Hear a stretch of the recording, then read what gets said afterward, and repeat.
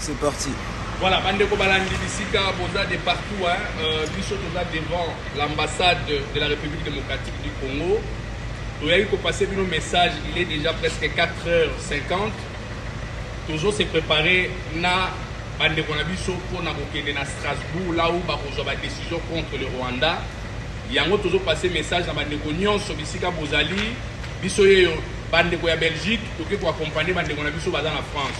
Donc, toujours bien nous baza nanzela pona kolonga kolanda Strasbourg boya ebele parce que na minute oyo mobilisation ezali pona ko soutenir mboka na biso ekende liboso na opesa maloba na bandeko mosusu pe bazo maloba po to avancer na pesa maloba na bandeko na ngai.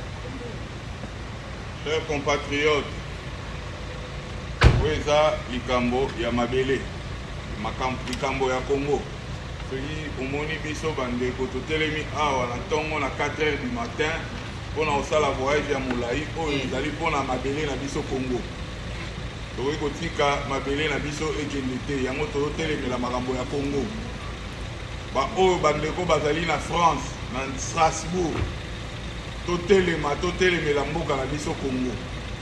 Donc unissons-nous pour une cause noble, mabele na biso Congo. Donc likambo ya mabele donc totelemela mabele na biso Congo.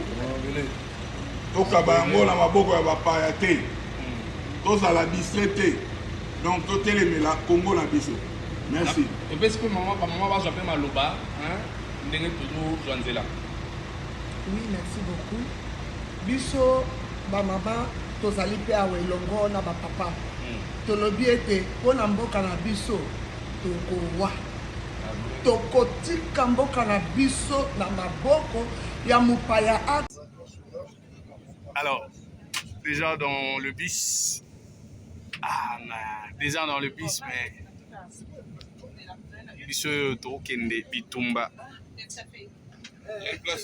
pour celle cause notre pays. Et il y a il y a beaucoup de gens. En fait, en Belgique aujourd'hui, il y a les grèves, mais les gens sont sacrifiés. Ils ont quitté 3h du matin. On est là. Regardez vous-même. Ok.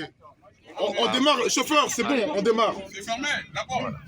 La porte, oui, c'est fermé. Ok. Hey.